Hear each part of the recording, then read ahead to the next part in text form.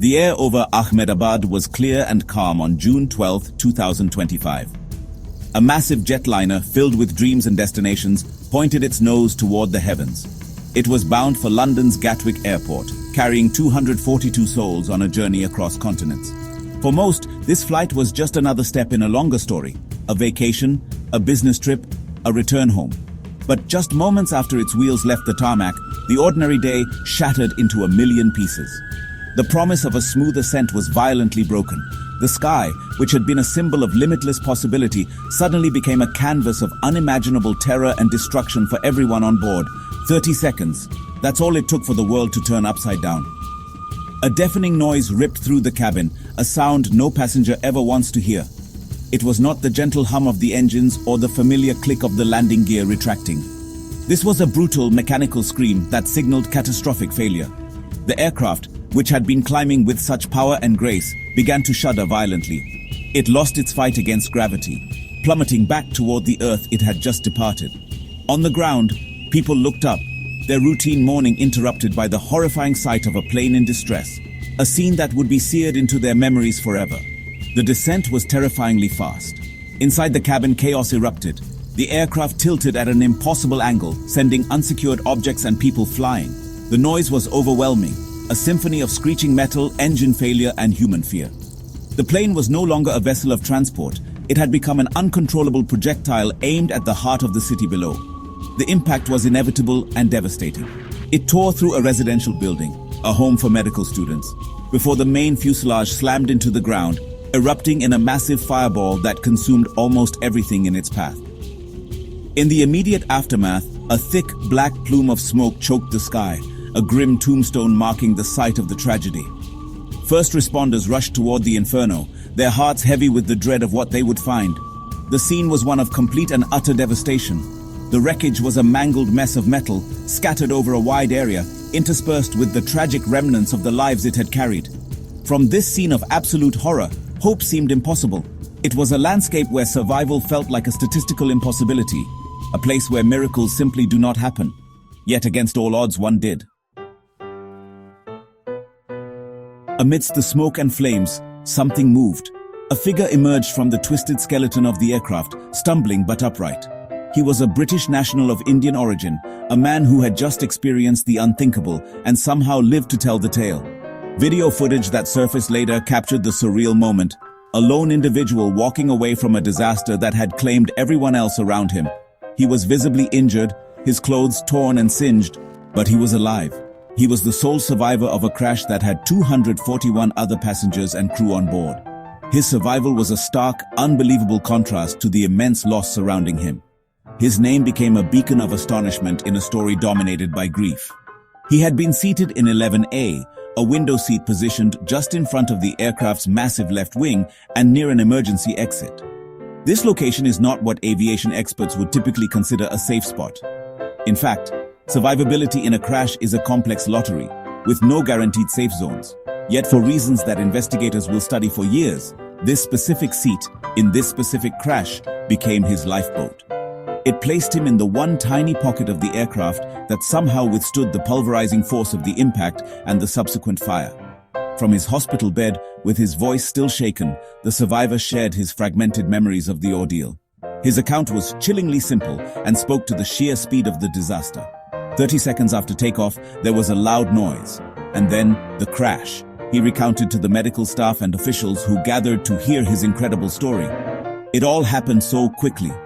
His words paint a picture not of a prolonged, terrifying descent, but of a sudden, violent event that offered no time to prepare or react.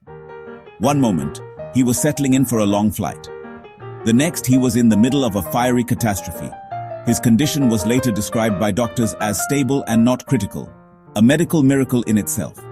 While he sustained some internal injuries and required close observation, the fact that he could speak and recall the events was extraordinary. His survival defied logic. How could one person endure forces that proved fatal for 241 others? How did his small section of the fuselage remain intact enough to spare him? These questions hung in the air, as incredible as the story of the man himself, a testament to the unpredictable nature of both disaster and human resilience. The miracle of one man's survival could not overshadow the immense scale of the tragedy. On board the flight, 241 other lives were extinguished in an instant. The passenger manifest was a mosaic of nationalities, including Indian, British, Canadian, and Portuguese citizens. Each name represented a family shattered, a future cut short. Among the deceased was the survivor's own brother. The two had been traveling together but were seated in different parts of the plane. While one brother miraculously walked away, the other was lost in the wreckage, adding a layer of profound personal grief to an already unbelievable story of survival.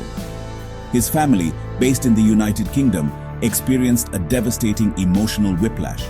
They received the news of the crash, fearing the worst for both of their loved ones. Then came the unbelievable report that one of them had survived. They managed to speak with him over the phone, a conversation filled with a complex mix of relief, sorrow, and disbelief. They expressed their profound sadness over the almost certain loss of their other son, a tragic reality that tempered any joy they felt. Their private tragedy became a public story, a poignant reminder that even in a miracle, deep loss can be found. The devastation was not confined to the aircraft. The plane's final, desperate plunge carried it into a residential building that housed medical students, adding a cruel twist to the disaster. These were young people dedicated to saving lives, their own futures bright with promise. The impact and subsequent fire claimed the lives of at least 3 students on the ground, with officials fearing that number could rise as recovery efforts continued. More than 30 others were injured, some severely. The crash didn't just scar a field, it ripped through a community, turning a place of learning and healing into a scene of death and destruction. The ripple effects of the crash spread far and wide, touching families across the globe and a neighborhood in Ahmedabad. The ground shook, buildings were torn apart, and the lives of innocent people on the ground were irrevocably altered. The total death toll, combining those on the plane and on the ground, painted a grim picture of a multifaceted catastrophe. The story was no longer just about a plane crash, but about the interconnectedness of fate, where a mechanical failure in the sky could bring such profound and widespread suffering to those firmly planted on the earth below. Aviation safety experts were left astonished by the news of a sole survivor. In high-impact, post-crash fire scenarios, the chances of anyone walking away are infinitesimally small. Experts quickly pointed out that his seat location, 11A, over the powerfully built wing box, is not traditionally associated with higher survival rates. In many crashes, the fuel-laden wings are the epicenter of the explosion. His survival was therefore seen as a statistical anomaly, a one-in-a-million event that defied all predictive models and conventional wisdom. It was a fluke, a miracle, or perhaps a combination of factors that investigators would be desperate to understand. The central question now is, why? A massive investigation was immediately launched, with teams from India's Directorate General of Civil Aviation working alongside international bodies. The flight data recorder and cockpit voice recorder, the so-called black boxes, became the most critical pieces of evidence. Their recovery from the smoldering wreckage was paramount. These devices hold the key to understanding the final moments of the flight. They contain the data on the aircraft's performance and the conversations between the pilots, which could reveal the cause of the catastrophic failure that occurred just 30 seconds after takeoff. The investigation will be a long and meticulous process.